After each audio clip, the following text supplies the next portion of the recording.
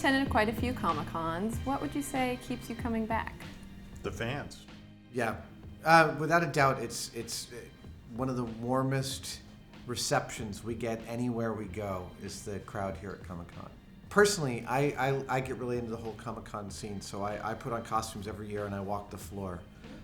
There was nothing stranger. The first year I was doing it, I was dressed in a full Hellboy outfit, and I bumped into 3 different Jamies. Oh, really?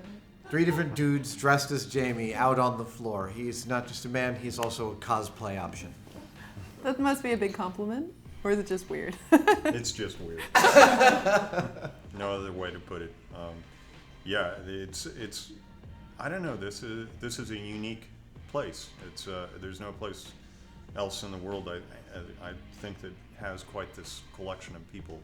All of the nerds getting together and communicating to each other in their special way.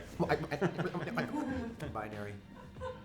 In early October, Mythbusters returns for another season, and it's a doozy. We're going to tease it in our panel here. We've got some really stunning stuff coming up. It's really exciting. We've been wanting to do some rope bridge myths for a long time. There's a lot of movies that involve rope bridge stunts, and we looked at a bunch of them. And we were going to do a whole special on rope bridges, but we ended up zooming in on this one story from Cliffhanger, in which Jamie and I build a 100-foot long rope bridge, and we run from explosions on it, and we try and hold on to it while it falls out from underneath us. It's terrifying and was really fun and amazing. You guys have shot more than 180 episodes, I think, somewhere in there? Well, I guess we're on episode 185 that we're filming, but in terms of hours of programming, it's like 220 now. Do you ever worry you'll run out of myths to test? No. Yeah, we're fond of saying that as long as people keep believing stupid stuff, we'll have a job, things to test.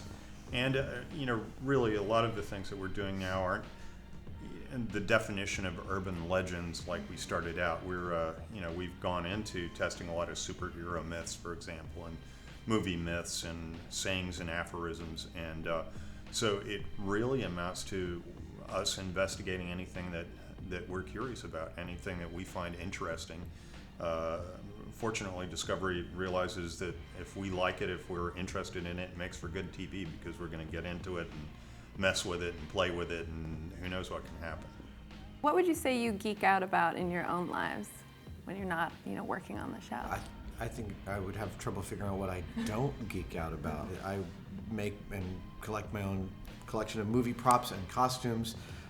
Jamie and I are both generally building something or reading something at every moment. We're not actually working on the show, so there's no end of subjects that we're actually delving into at any given point.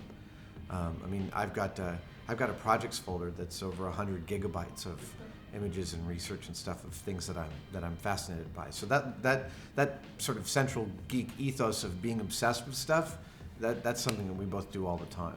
Yeah, when we started doing the show, we didn't have a background in science. I have a degree in Russian, and I have a high school diploma. If I'm not working or building something, I'm reading science literature. All I can, absorb. So, and that's something that is directly a result of an appetite I acquired while doing this show.